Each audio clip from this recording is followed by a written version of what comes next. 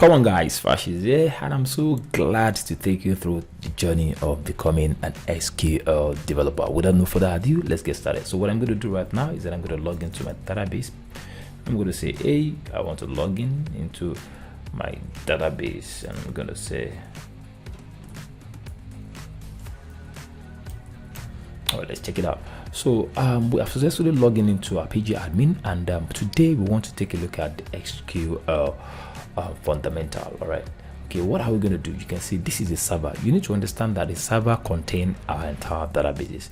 So if you want to know that, just click here. By the time you click here, you're going to have a drop down. Don't forget, when we were installing these SQL, we were able to understand that we need a server. So okay, fine, and that is the reason why we install PostgreSQL. So what we're going to do right now is that we're going to say, hey, I am going to, I don't know why Postgre is not here. Okay, I've seen it is there. So you clicked on it. So by the time you click on it, you click on the drop down. I don't know what's going on. Maybe there's a problem. It's supposed to give me a drop down right now, but hold on a second. Let's fix it.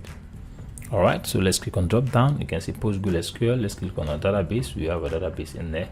So you can see something is wrong with our dividends. We're having some kind of, okay, so we're good.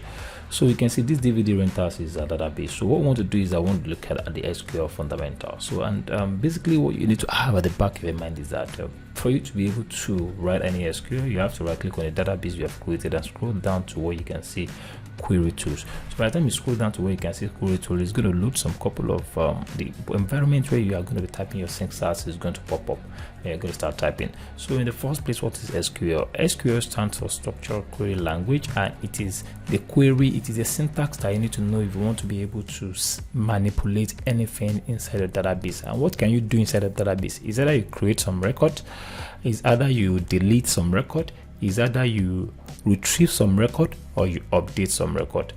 What am I saying? Is either you what create, is either you retrieve, is either you create, retrieve, delete, and update. Okay, is either you create, is either you retrieve, sorry, I don't even know, retrieve, whatever. So okay, is either you create, retrieve, update, and delete. So all these things, how can you do that? If you don't understand SQL, you will not be able to do all those kind of things. All right, so now, and that is what we want to take a look at. We successfully restore a particular database that we want to start manipulating. We want to be able to retrieve a lot of information from this database, and that's what we're going to do a lot. So majority of the time you're going to be spending it inside a query, and you can see this query history. What it does is that whatever things that you do, it's going to actually show that okay, it's done some stuff. I've done a lot of things right in there. That's why I'm saying query history. So you can probably scroll down. Probably if you want to save all your syntax, you can scroll down, click it. It's going to show you the syntax that you've written before. You can easily copy this syntax and probably save it and put it on your GitHub. All right, so for reference purpose. All right, I'm going to remove all my reference, okay, all my history, and I'm going to go back to query. So basically, I don't want to start telling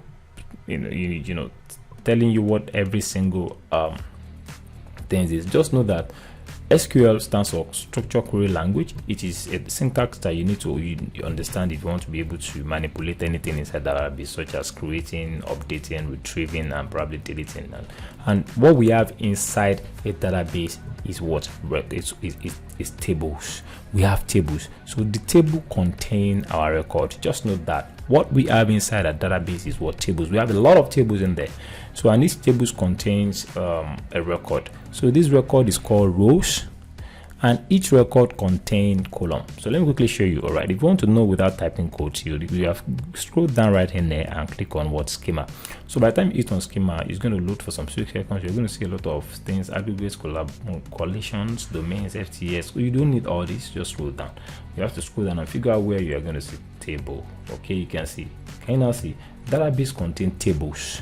Database contain tables. So the tables can be of different types. Let's look at the number of tables this particular database contain. You can see 1 2 3 4 5 6 7 8 9 10 11 12 13 14 15.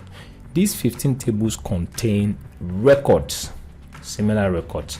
So by the time you click on actor, that means record of actors. That's what we have in there. So how can you now know? Like I said, table contains what? Columns.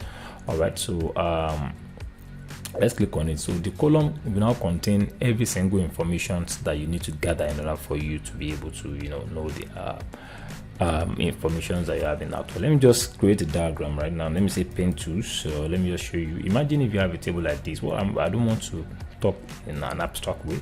Imagine you have something like this, something like this. Let me just draw. Imagine you have something like this. This thing looks like table, right?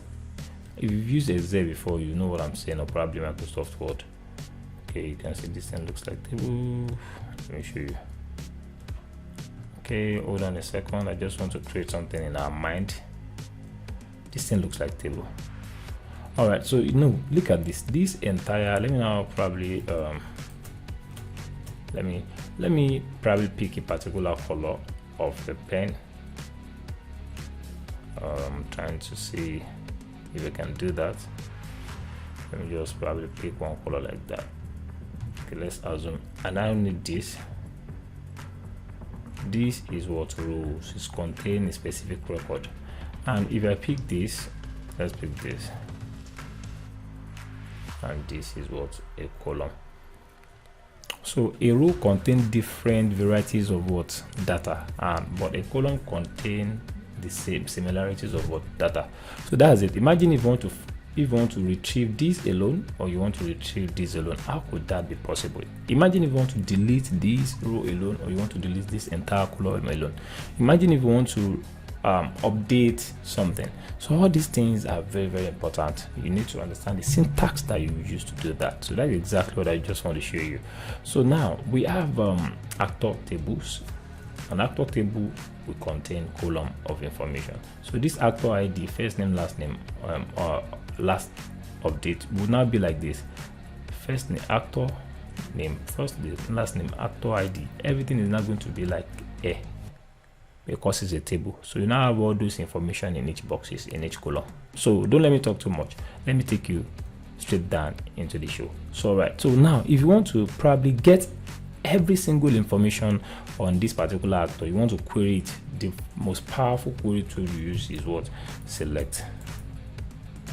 Imagine select. So you now hold on shift and click on it on your keyboard. You have something like a star. You say from. What is the name of this table? Actor. You just say actor. So now there is a place you need to click in order for you to be able to read, make sure that this query works, and that is run.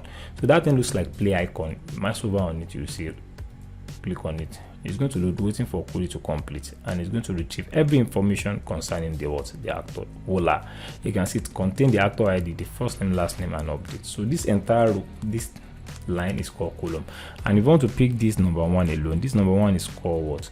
Row. So now row contain a complete information about a particular let me say I don't want to say individual. All right, you can see. So this is the ID, this is the first name, this is the last name, and this is the date. So anytime you are picking up a row, that means it contains the complete information, but column contains just a single information about something. All right, so now select all. So this star means all. So you can decide to select first name alone, you can decide to select last name alone, you can decide to select last update alone. All right, imagine if you want to probably select last name alone, you can easily say last name.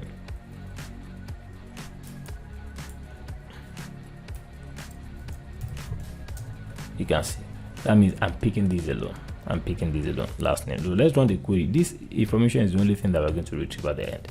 All right, let's roll it. Let's roll it. Okay, syntax error. What happened? Select last name. What exactly is going on? Let me Ctrl Z now for me to select all back. Let's roll it. Let's roll it.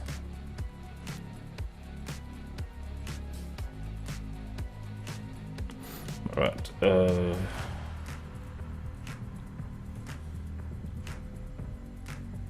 Okay, you can see last underscore name. Well, anyways, we're going to start diving into full details about select statement in the next tutorial, because I think all we need to understand is how table is being structured, how you can easily find it in your database. I know that database comprises of a lot of tables, and tables consist of records. So records can be located as can be seen as rows, and column is what we find inside a record. Just note that. And in the next tutorial, we're going to start understanding the use of select in details. And until then, I can't wait to have you in the next one. Bye.